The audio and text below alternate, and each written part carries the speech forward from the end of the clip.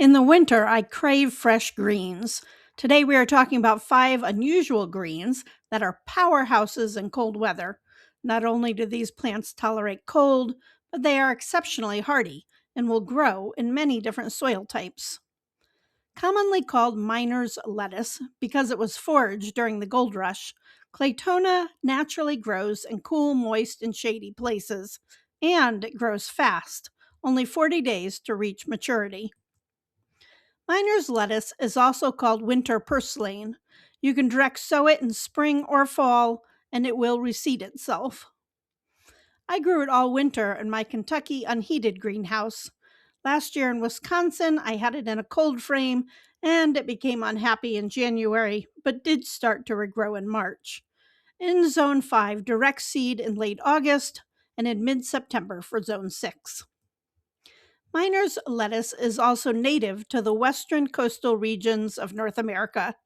Wild varieties don't produce quite as many leaves, but can be foraged. Gather the leaves in springtime.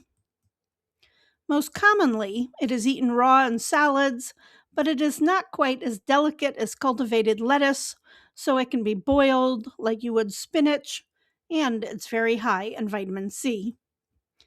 Commonly called lamb's lettuce, mache, or corn salad, its lamb's lettuce is native to Europe, Western Asia, and North Africa.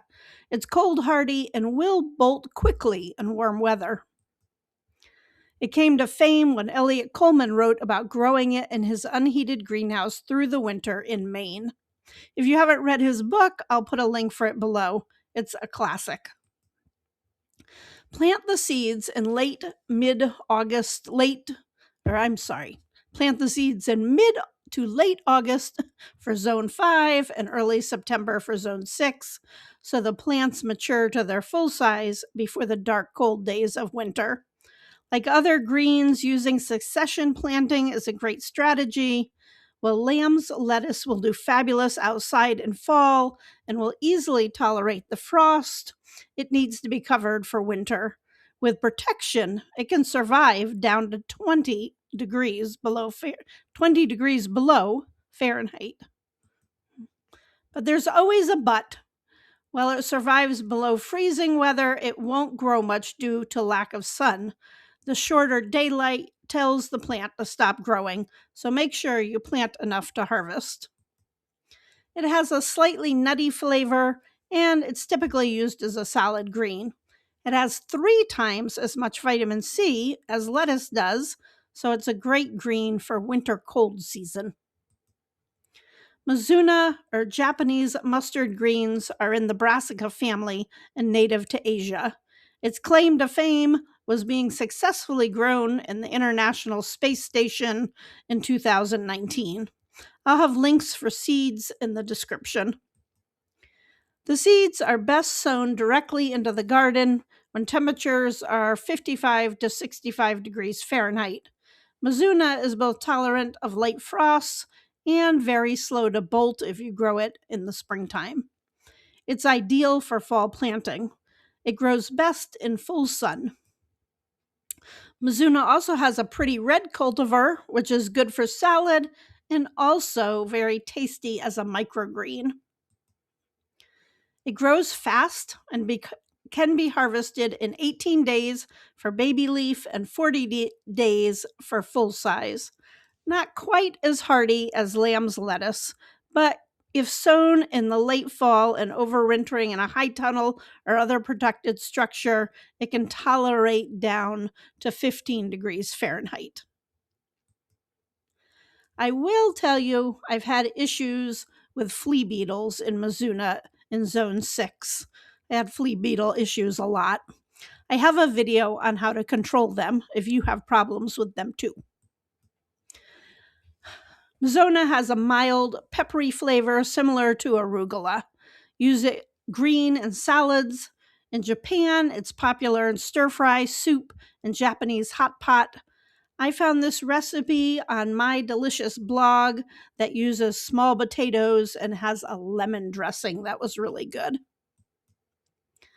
Buck's horn plantain, also known as Minutina, herbostella, or staghorn plantain, is an edible, cold, hardy, leafy green that is native to Europe. The plants are perennial and regrow after cutting, so that's nice. It's a cultivated species and it's related to the common plantain that we have in our backyards. Sow seeds directly outdoors in early spring or fall. Sprinkle them thinly and press down gently. Don't cover them. They need light for germination. They prefer full sun to partial shade and well draining soil. So it's highly adaptable to poor soils. It'll grow in heavy clay, it'll grow in sandy soils.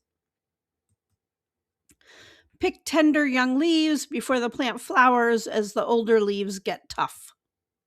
It has an almost like crunchy, nutty, mild flavor used in salads. It's also used in Italian dishes like Tuscan bean salad. It's good with eggs, I think. And you can saute it kind of like a spinach alternative.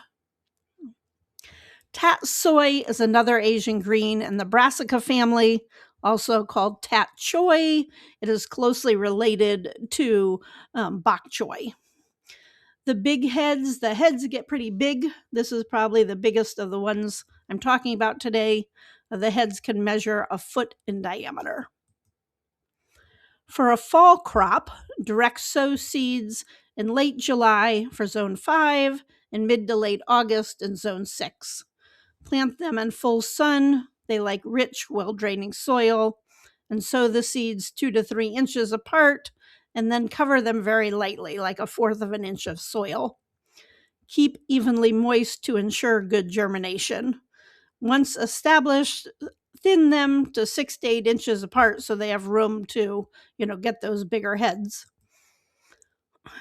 Tatsoi thrives in rich soil and cool growing conditions. They get very hungry. They kind of remind me of a cabbage. So foliar feed them several times. I prefer fish emulsion. The Alaska brand is my favorite. I'll have a link for it below. They are also popular as a hydroponic crop. I have never grown them hydroponically, but I've heard that they are most easy to grow. So the leaves are kind of similar to romaine. Well, the stalks, I don't know. I think they taste a little bit like cucumber.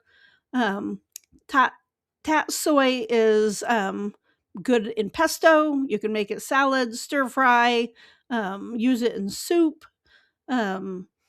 lightly steam or saute it, wilt the leaves with a warm dressing, or add them to a soup at the end of cooking. They can also be pickled, which is kind of fun. The key is to protect these plants from the cold, wind, and ice of winter. They're very cold tolerant, but they do need protection. You can even add a second layer of protection. Any type of lightweight floating row cover that allows light air and moisture to go through it is okay for an inner layer. So if you have, a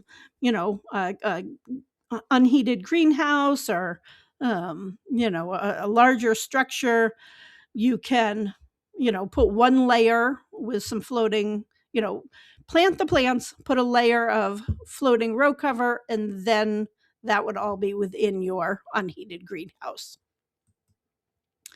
You don't need a large structure though, so don't let me, tell you that you need a large structure. You can, for example, cover plants with straw and then just a plastic row cover out in the field, or use your spring cold frame to grow winter salad crops.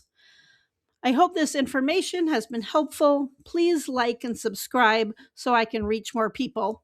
If you're looking for something fun to do, check out my wildlife word search. Thanks for watching and have a sunny day.